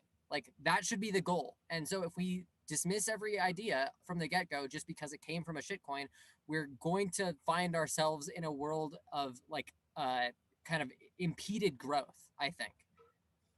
Those things are getting built. All of them. DLCs. Mm-hmm. DLCs right, are amazing innovation. If anything, if a quote unquote decentralized finance is ever to happen, it's going to happen on the best money in the world. Now, what I understand this DeFi ecosystem to be is a bunch of smart contracts, which are basically self-executing code, transactions technically on different blockchains where people are staking one thing to get interest on something else. And basically all they're doing is trying to move around the equivalent of value in the form of some shit tokens that this one's worth a quarter, this one's worth $2. You stake $85,000 of this one, and you can buy this other one, and you can vote on this other thing, and we're going to move value all over the place, and you're going to make money doing it. What are you really making? You're just moving tokens around that have arbitrary value, that are with underlying centralized blockchains with two developers with no security. It's just a big convoluted mess of Yeah, like it's smoke value and mirrors. obfuscation. What's being It's moved around here? Wait a minute, Denver. What is being moved around in the DeFi system? Tokens of arbitrary value that the society has given these things through trading platforms, through hype. It's just it's not even US dollars, like, which is at least a strong worldwide currency that's on this DeFi platform. It's this pseudo money, and it's not even Bitcoin. So like DeFi is just it's just like a shitcoin on a shitcoin as far as I see it. I don't know enough about it, but that's like, if I had to say what is DeFi, it's a shitcoin on a shitcoin. That is a correct assessment as of today. But I want to make something clear, right? Sure. In a future world where Bitcoin is successful, we are going to have equity instruments, we're going to have debt instruments, we're going to have derivatives markets. They're not going away. They are too useful to uninvent. There's going to be DeFi on Bitcoin. And it's so going to happen. the idea that that the only token of value is ever going to be Bitcoin is insane, right? To me, Bitcoin is the default position. It's like if you don't know where you want to allocate your financial resources, it should go into Bitcoin, right? But from there, I might want to invest in one of my friends' companies, and I might want to do that in such a way that I don't have to have custodial risk. Where at the end of the day, my equity instrument, I still have to trust the issuer, right? Like that's never going away. But I might not want to have to trust Fidelity or fucking US Bank or whoever else is holding these instruments for me. Maybe I want to be able to hold those equities or debt instruments myself, right? So we're like, those things are not going away. These non-money tokens, these non-money financial instruments are not going to get uninvented. The problem is with the motives of people. That's the problem. It's not the actual thing. It's the people. I think you're right. That's a good point. It's the motivation. It's what the people are trying to convince others that it already is, right? Maybe it might be something everywhere. Always going to be around. It's almost too much hype for me. I want to point out one thing though, like, if you go talk to Ethereum developers, these are not like bad people. They're really they're naive on Ethereum because they feel like that's the place that they can build, their contributions are valued or desired. I feel like actually if we told people, hey, you can build these concepts on Bitcoin, and like, hey, here are great projects that are happening that you can come and be a part of, and your idea is actually compatible with Bitcoin and we want it, those people would build on Bitcoin.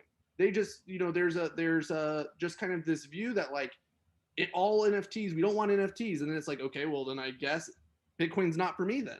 When really that's like, we need to kind of have the position. It's like, hey, how do we do these things on Bitcoin without changing any of the consensus rules or breaking anything? And like that's the challenge I feel like we need to encourage more people to like experiment and pioneer and push the boundaries of. The problem is that comes inherently, at least when you're coming to a layer one protocol development, we have to balance that with the conservatism that and like the sort of self-responsibility of being $1 trillion asset. So, I understand why L1 development at least is way less welcoming in Bitcoin than it might be in Ethereum, because we have 5 times more value that we're securing. And when you consider the Ethereum pre-mine, it's probably even more than 5 times the value, right? So like but I will say this also, like my experience getting involved in Bitcoin, like actual protocol development, has been a positive surprise. I expected it to be a lot more onerous than it actually was. People are very welcoming. They're very willing to share their time and help you get started, and they want contributions as well.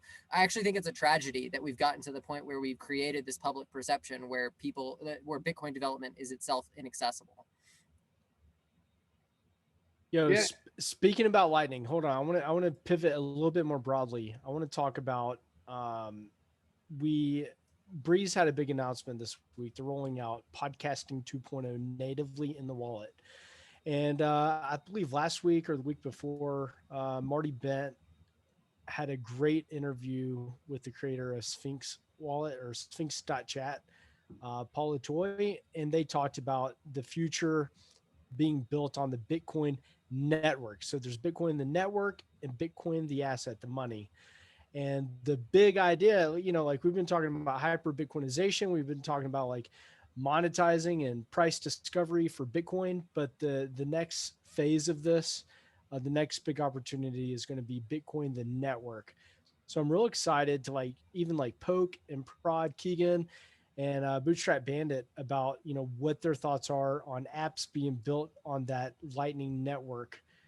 And yeah, I'd love to hear. I don't know if you guys had a chance to listen to that, or if you have thoughts on that next web possibly being built on top of a Lightning network. But I think it's super fascinating. That podcast was really great. So, any thoughts on that, Keegan? Hey, real quick, I heard that podcast. It was awesome, and I would like to hear Keegan Yeah. his response specifically with regard to Start9 and the embassy, Yeah. and how if apps will be developed on top of the Lightning, on top of that, similar to Sphinx Chat kind of thing. Thank you. So exciting. So I'm so glad we asked this. Totally. Yeah, I one of the things that I really want to see the embassy evolve into is a platform. There are a few things that made me really, really mad in the last year, and it's watching certain people get deplatformed, or see certain people like from in the case of Twitter. But one of the things that really stood out to me was YouTube. A lot of people, a lot of content creators make their entire livings on YouTube, and Google, with the snap of their fingers, can make people with total impunity, essentially, can cut off a person's living. I want a person to be able to upload their entire like YouTube channel to a personal server and stream it for sats, right? Yeah. That idea that as long as there is an audience for your content, that you should be able to make a living regardless of what other platforms say. That is a huge part of the ethos that we build on here at Start9. And disruptive as fuck is what that is. I mean, it's disruptive as fuck. And not only that, but like one of my great friends is a music creator, and she was just talking about how like basically people get paid nothing by these music streaming platforms like Apple Music and Spotify and stuff like that. And imagine a world where a music producer could upload their own content to like their own server and stream it for sats, right? Like middlemen are not really required anymore, right? And yeah, nobody could shut them down. Yeah, like, and nobody could take them offline. Yeah, you might still want to get on some of these platforms because maybe they have large audiences and like you can help push more distribution. But the idea that you are uncancelable, right? That's what Bitcoin promises. That's what the decentralization is supposed to accomplish, is this idea of uncancelability. And I don't know about you. I know Surfer Jim is sick of the cancel culture going around. And Totally. like I think that when you have censorship resistant money and you have censorship resistant communications, right, that we can actually try to move back towards a world that is freedom by default, right? As opposed to now freedom is sort of like bestowed upon you by the powers that be, at least in a practical sense today. Like I want it to be the default. And I don't think that we can get there without things like Bitcoin, without things like the Tor network, without things like I2P, without personal servers, without, a whole host of technologies in order to make it happen. But that's kind of the way that I see things. And I think that Lightning is just another step towards that. It's a lot bigger than any specific technology that can make it happen. It's about a freedom by default, and it's about being uncancelable. Yeah, I think that's a beautifully said, and it's cool because you're right. It's about the sovereign individual, if you will, right? I mean, we have sovereign information, the ability to coordinate and communicate, sovereignly, right? No middlemen in between. And then we have sovereign money. Like we're getting pretty damn close to ultimate liberty, right? Maybe sovereign travel, like, your own personal drone, vertical takeoff is one. And then maybe sovereign electricity, right? The ability to generate your own electricity. And then you're pretty much like uncancelable, right? In that regard. And so I think what Start9's doing is awesome. I think the embassy is fantastic, and I agree with you. I think there's going to be a lot of coordination and kind of co-opting that's going to need to take place. Or maybe because there's scaling issues, right, with running your own servers and having your own hardware at home. And so like maybe there's the ability to coordinate, but you still have the defensive aspect of like, even if all the people I'm coordinating with shut down, like I'm not offline. Like I can still stream my content and things. And so like maybe like that stuff's going to take place and those gaps will get filled. But ultimately that's exactly where we're headed. You got to listen to Matt's interview, and I wish I could think of who interviewed him just the other day. But John Vallis. oh yes, thank you. Yes, John's such a great interviewer, and I was really happy to hear your ideas around backup and being able to back up your content on somebody else's embassy, encrypted. They can't even see what it is, but you can still get it if your house burns down and you lose yours. I mean, like this, like using each other like Yeah. for backups, like without a central cloud storage kind of thing. You know, I mean, you guys are freaking smart with the stuff you're coming up with. Unbelievable stuff. Decentralized cloud computing and decentralized servers. I mean, it's Exactly. awesome. And decentralized backup storage encrypted on devices all over the world. And the people who are hosting it for you don't even know they're hosting it. And you're hosting somebody else's backup. Yeah. It's beautiful. Yeah. Freaking unbelievable. That and really it's just about like trying to eliminate one failure vector at a time, you know? Yeah. Right. Yeah, it's awesome. Like right now the cloud is like, you know, some company basically handles it for you by engineering a bunch of redundancy, and the reality is that when you have to do that yourself, you have to do your own redundancy, and we can make it easier for you. We can make it such that you basically conscript maybe not conscript, maybe you ask voluntarily, you get into mutual agreements with people where it's like, hey, I'll host your backups, you host mine, right? Yeah, like coordination. Everybody's got friends, right? And if you don't have friends, you're probably a real asshole. But like the point is that like even like you don't want like one or a handful of people to be able to decide whether or not you have access to this basic, you know, human right. So a quick question is I want to ask Tim. Tim's building a business on L2. He's building it on Lightning Network. So like from a builder, obviously Keegan, you're a builder too, I'm saying, but from someone who's like solely focused on L2 right now, what are your thoughts on, you know, this whole idea of, you know, the sovereign individual side of things? I know that your business has a lot of different aspects to it, but I'd be curious to see what you have to say about this. I think it's really cool. So Lightning, how from a technical standpoint, the Sphinx chat and like the sending of the sats for the podcasting and stuff, podcasting 2.0, it's using what's called key send to push Satoshis across the wire basically. And I think it's the network they're talking about built on Lightning. It's a cool thought experiment to think that the reason it's uncensorable and it's uncancelable is because you are paying to push that message across the network, as opposed to right now point communication. Right. Well, you hop through, right? But yeah, essentially point to point, but you're paying people along the way to push your stuff across. And now network is transferred over the internet, and there's really not clear incentives on why they should push your packet across the wire. And I think that's just something to think about of how, like, it's just cool to think about that, like, there could be an internet built. Technically, there's still some challenges, but theoretically, you could have things built on the Lightning Network where all the incentives actually work to push people's content if they pay the fees, if they pay the. Hey, talk about, if you can, Tim. I'd be interested to hear the way that internet's currently built. It doesn't have this incentive in place currently, correct? And like how it would be different built with this infrastructure or this incentive layer. Well, it's still like a thought experiment in my head, but I mean, right now the internet is just pushing packets around, I guess, because you pay your ISP, right? And then there's like, big data centers and shit, or like the pipes, but they can still cut you off. It's still like on the Lightning Network, you are paying to deliver that piece of information. Is there, could it get interrupted or not get to its destination and the payment also not go through? Or is it possible you could stream your payment but not get what you're supposed to receive? Payments are atomic on Lightning. Yeah, they are either on your side or they are on the other side. That's it. Okay, but you're paying. So wait a second. So on Sphinx Chat, I don't know how it works. Maybe you guys don't either. If you're paying to watch a live stream of a podcast or something, and let's say it's streaming, so you're going to pay by the minute. So every minute, another couple sats leaves your wallet and goes across. there's something telling some switch somewhere to keep the stream coming through. And when the sat stop, the stream shuts off.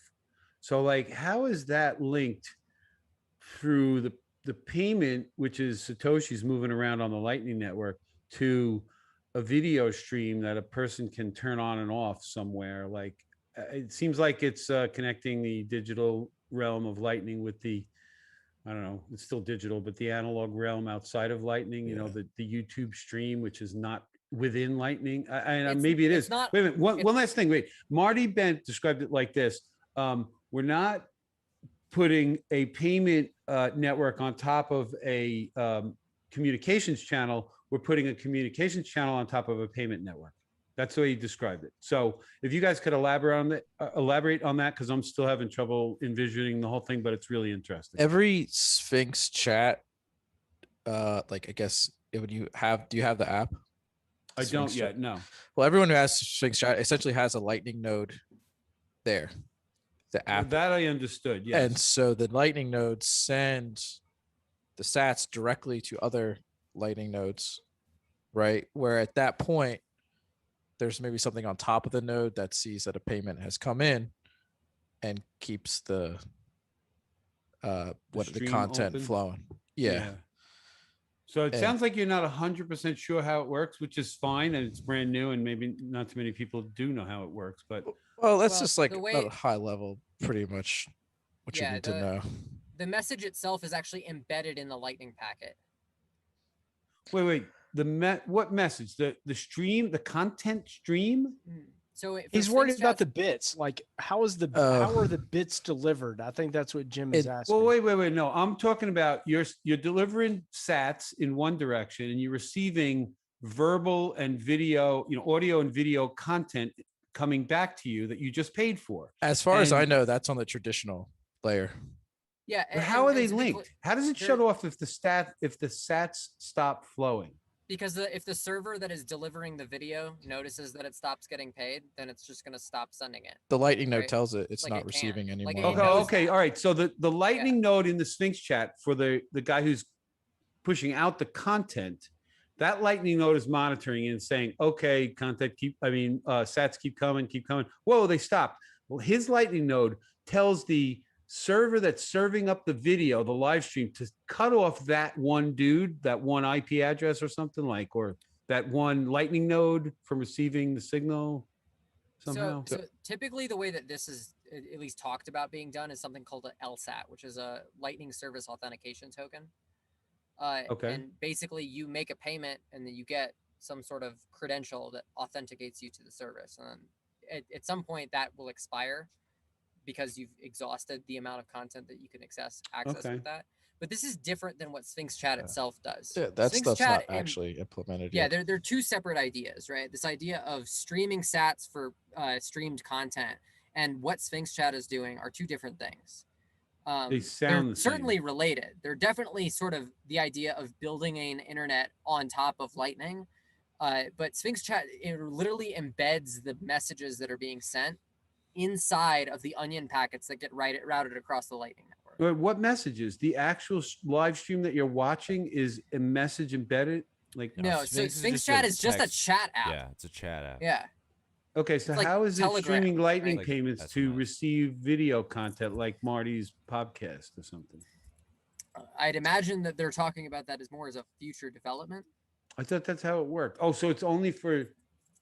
No, I thought he was... I haven't listened to the podcast, full disclosure, but I do have a little bit of knowledge. I'm pretty sure that the chat is the only actually sent with the Lightning payment. The content of the podcast is kind of on the traditional rail, I think. I thought it was still connected, that you were streaming sats to watch a streaming podcast live. Well, right, you can still do that at the trust layer. You don't necessarily have to do that with cryptography, because if you are doing it in a streaming way, think about it like a 1 sat per frame of video. Then at that point, if you just stop streaming the payments, or if you stop streaming the payments, they stop streaming the content back, or vice versa. You stop giving them payments if they've stopped serving you frames. And the risk to any one party is minimal, because you're doing it in infinitesimally small chunks. Yeah, in real time. Yo, sat per frame. Damn. Yeah, that's. I mean, Let that's me get some sorry, that's 60 expensive. FPS. Let me get some Well, hyper yeah. slow mo Planet Earth shit coming your way for sats, my friend. Like in fairness too, right? Like most of the Lightning Network is actually measured in millisats right now. So I have a quick question, totally off topic, but since we're talking Lightning, I've been wondering this for a while. Does anybody have any views about when a taxable event occurs when in a payment channel with someone? Yeah, the taxable event is more about what you trade it for. If you're talking about capital gains, if you're talking about routing, you book it as revenue, and your cost basis is the cost at the time of the payment forward. Like, if let's say you had a payment channel with someone and they streamed you a payment, and you took your credit card that you had and bought them something, or paid for something for them, as if you were lending them money. And then at some point in time, you're going to pay that money back or have some sort of settlement that's occurring between the parties. Is it only when the transaction settles on chain that you're basically like you're on the hook for like what the actual financial transaction that occurred is? So there's multiple answers to this, but the actual answer is I don't think it's formally defined in the law yet, but I can predict based off of previous sort of settlements with the IRS what it will be. And that is basically if you are earning a SAT at any given time, then it will be booked as the income for whatever the US dollar equivalent of that Bitcoin is at that time. And then your cost basis is whatever the price of Bitcoin is at that time. Now, this is for as long as this sort of tax doctrine can work, right? Like I think it's asinine, and we're going to see if the IRS can actually enforce it at scale and see if it actually holds. But So that's going to be their initial. Say that again. You're saying just the routing fees kind of count as revenue? Yeah, routing fees would count as at least that's the way that we're booking it here at Start9 right now, and like that's the way that I have seen people like the experts in the private sector who are sort of trying to predict how this is going to go are pretty much all converged at that view. And channel closures? The fees for channel closures get booked as an expense. But the actual changing of the balances of your original, like if you had liquidity on one side and got changed to the other side, do you just ignore that? You just ignore it. Yeah. Interesting. That seems like a loophole. I mean, if you look at like what an exchange looks like, and when people are trading a whole bunch of different assets, like you're basically washing all the in-between activity that occurs before someone deposits and withdraws from an exchange. Like it's somewhat similar to like entering into a payment channel and having a whole bunch of economic activity happen.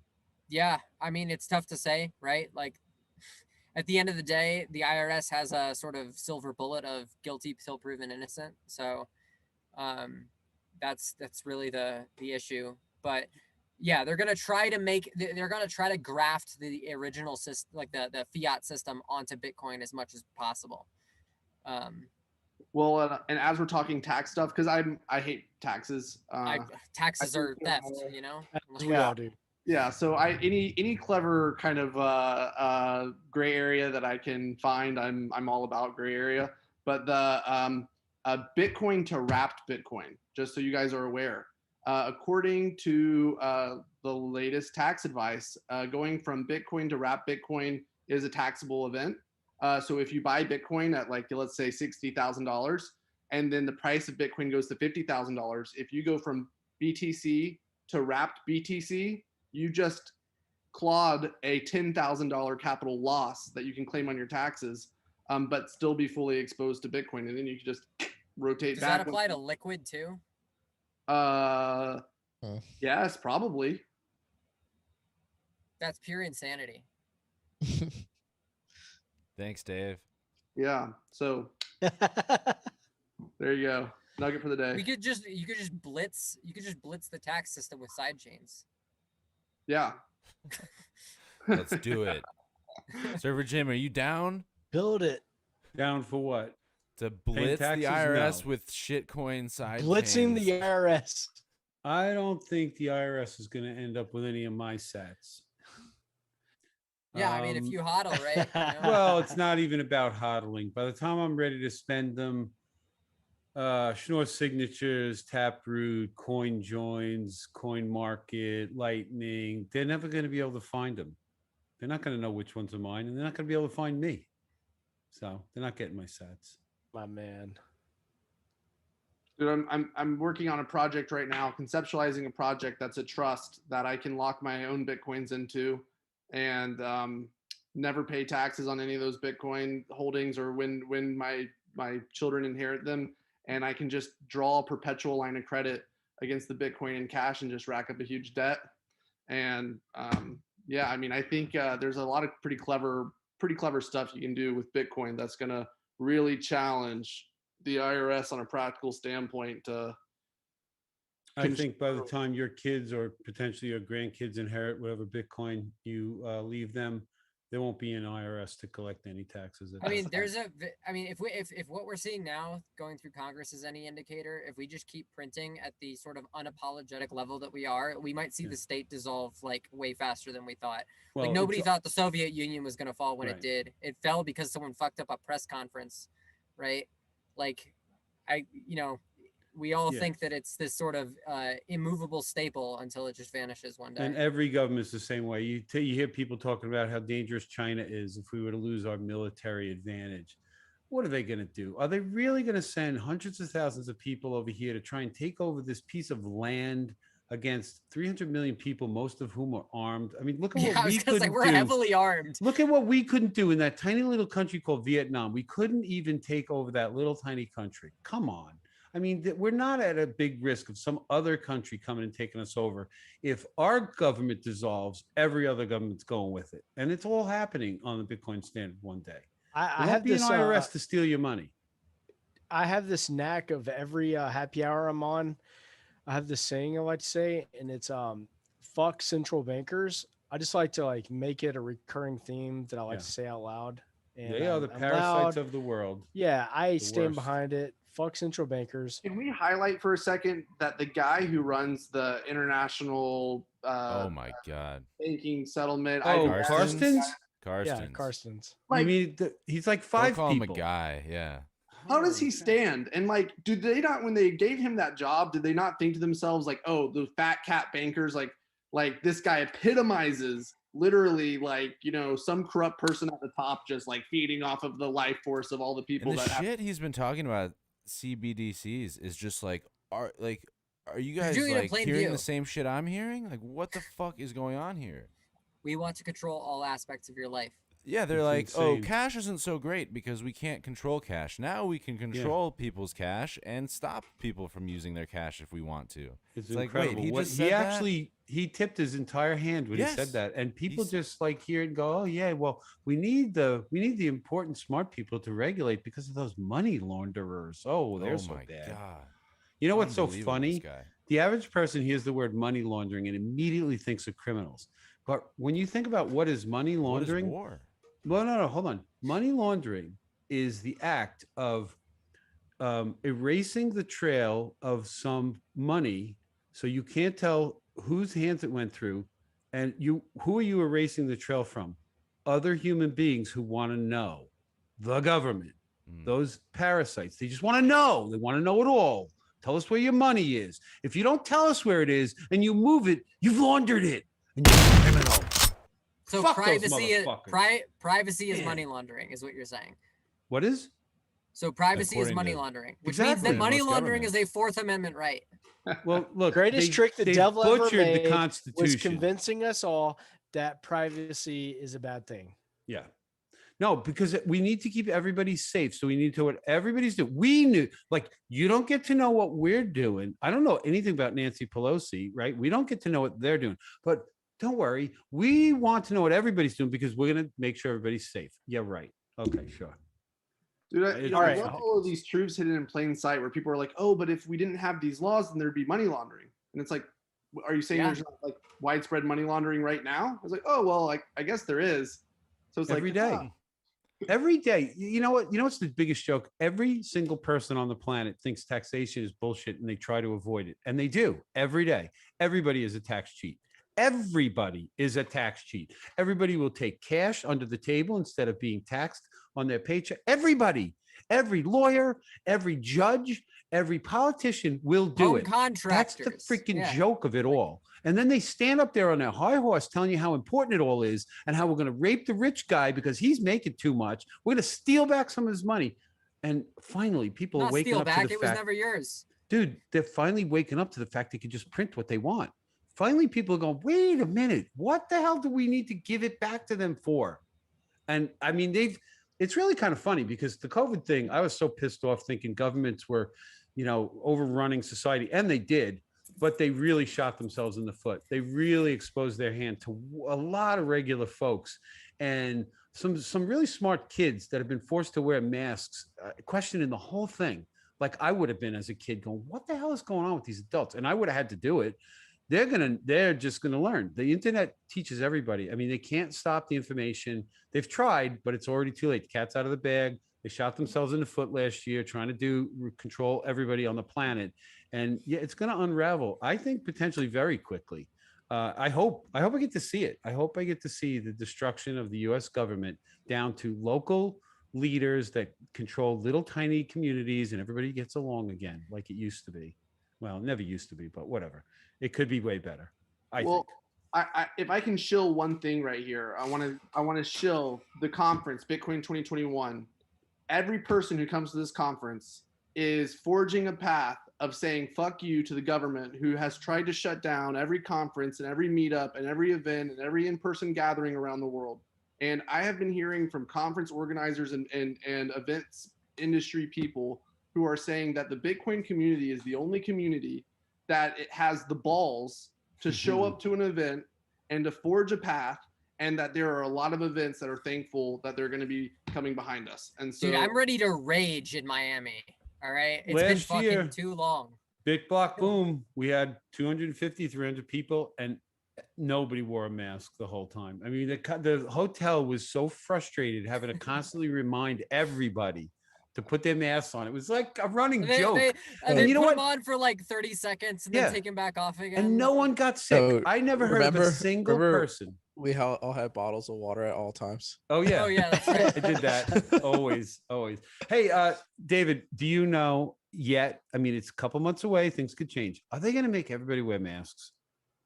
So we're on a live recording that people can clip, I guess. But basically, we're gonna hand out. Come on, masks. you just say it. Yes, we're gonna hand out masks. I can answer it exactly how I want to answer it.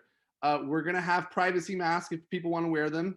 We're gonna have everyone as they come in, confirm that they don't have COVID or that they are immune to COVID already, and we're gonna have COVID sniffing dogs that I hear are gonna be. It's a thing. Are you kidding? Cute and cuddly.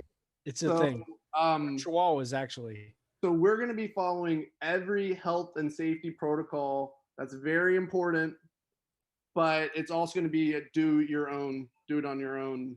I mean, let's be real. How socially distant can we be with 10,000 people? Come on. Yeah. So you can read between the lines of what I'm saying, but like in order to have a 10,000 person event, there's a lot of people watching.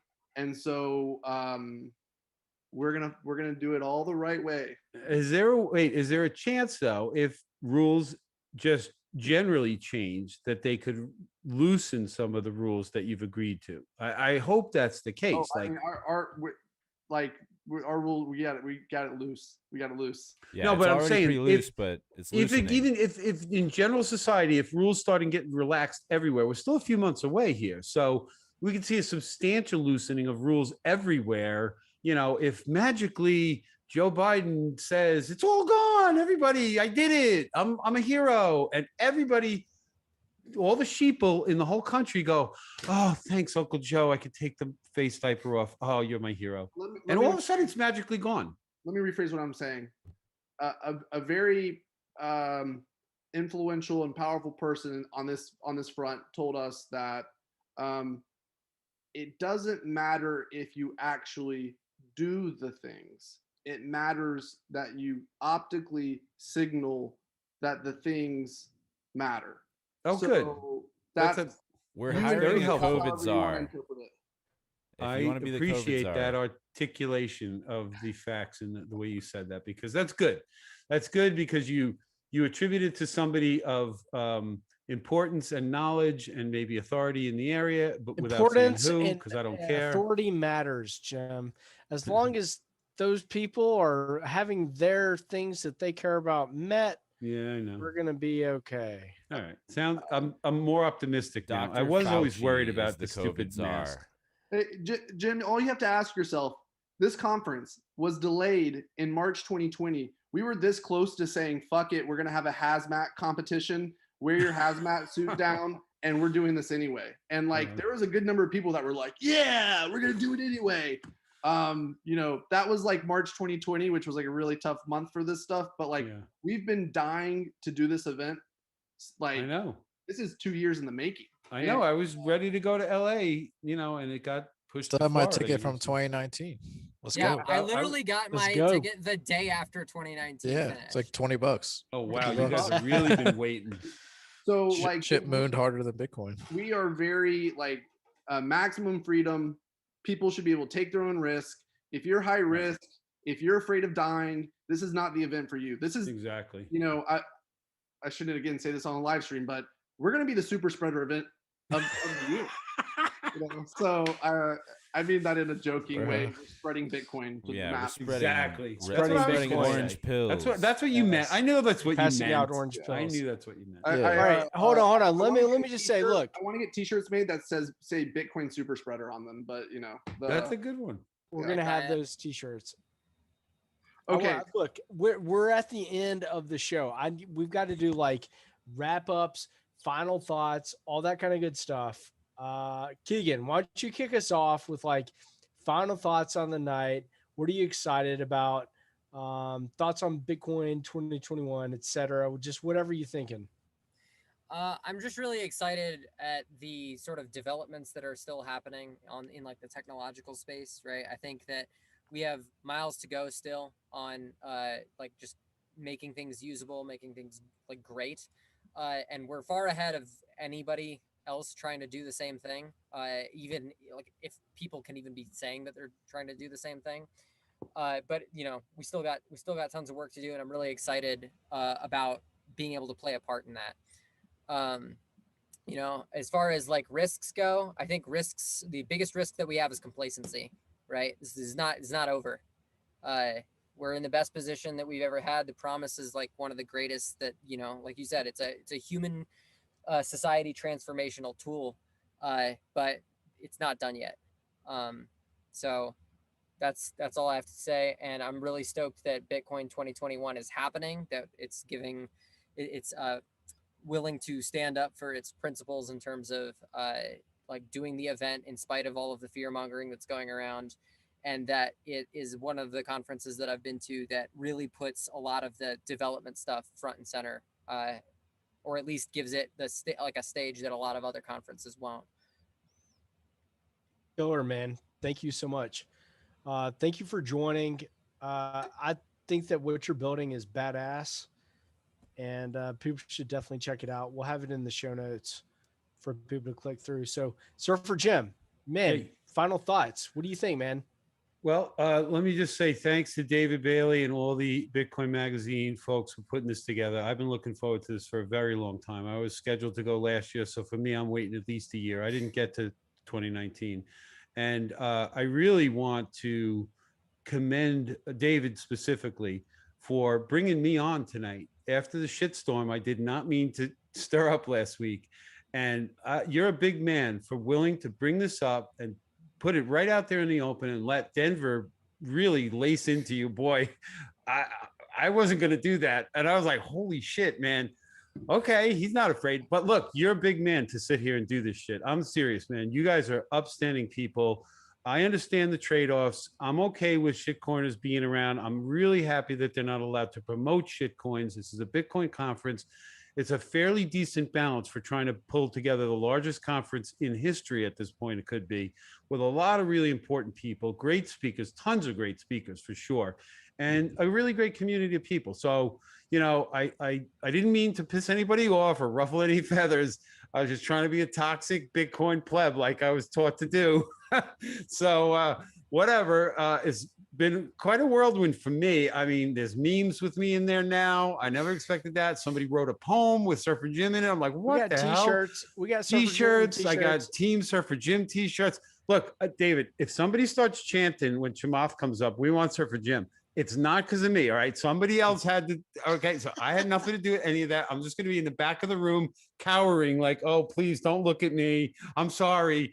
Like, I really had no idea this was going to happen. But I honestly, Chamath did it to himself. I mean, he targeted a regular dude, you know, like a child. So Yeah, what he really Chamath said to set you, it off.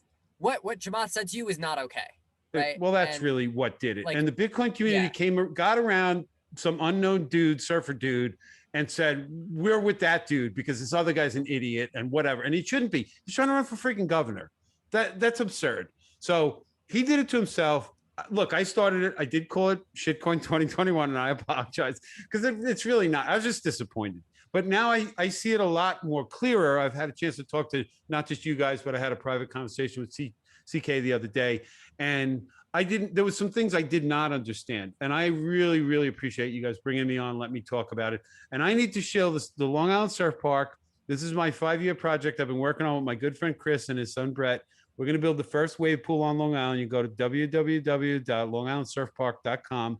We're working on a really unique wave pool where we believe we're going to be able to make 7-foot waves every day, year-round warm water. All of our equipment, we're going to take the heat off the equipment and put it into the pool. And we're going to make our own electricity out of natural gas. And I've convinced the guys to consider doing some Bitcoin mining on the down hours while we got the generators running. So we're going to be making waves and sats at the Long Island Surf Park one day. So we're hoping every Bitcoiner in the world can come and visit one day. We'll give you some surf lessons, get you stoked on surfing. It's the best sport in the world. So come join us. That is badass. Cool. I'm on the website now. We'll put it in the show notes. I'm stoked. I'm terrified of doing that. But yeah, it sounds like pretty safe way to learn how to surf. So that's pretty awesome. Your daughter is going to be shredding before you. Yeah, that's a fact. Yo, Tim, before you sign off, dude, I know you got to go. Yeah, no, I'm good. Give us a little lowdown. Yeah, I'm excited for the conference. Yeah. It's gonna be fun. I'm not too stressed about like who's gonna be there. It's all a conversation. It's all going forward. So I'm just looking forward to talking to everyone and just learning more and building. If anybody wants to talk about Lightning, that's what I'm into right now. Just building on Lightning and the application layer stuff. Just trying to get into the B2C as higher level as possible. Micro payments is something new that is not possible now, which I think is cool. So yeah, it's been great to talk with you guys, and yeah, hit me up if you want to talk about Lightning or shit posting memes. Watch my memes. Shit posting and I like Lightning. I like those things. DB, Yeah, thanks for having us on, Joe. Thank you, brother. I just want to say, dude, I always like talking to Bitcoiners, man, and you know, I feel like this group of Bitcoiners here shows there's just so many different constituencies of Bitcoiners. It's such a big tent. It's such a big movement, and I really appreciate all the support from everyone. Like, you know, us postponing the event twice, really 3 times actually. Like that's like people have every right to be like, you know, have high expectations and high demand. And dude, we are going to do everything we can to deliver the best product possible, make the Bitcoin community proud. You know, really have a lot of love in my heart for what the Bitcoin community has done for Bitcoin Magazine. And Surfer Jim, I got to say, like, you know, standing up to the big guy, I like it. You know, like that's what Bitcoin's all about. So All right. Chamath had that coming, for sure. Well, So I didn't have to do much. He pretty much put his foot in his own mouth, and the community saw it. So and dude, movements you know, my hero Ron Paul said, you know, an idea whose time has come cannot be stopped by any army or any nation or any pandemic or COVID or any of that bullshit. And so I cannot wait to have everyone in Miami. It's going to be a blast. And, you know, keep giving us your feedback. We really appreciate it. We want to hear it. It does channel the conversation in our office and help shape the event. And so from that perspective, bad feedback is more valuable to us than just saying nice things. So love you guys. Thank you. And see you in Miami. Thank you, sir. Thank you. DB.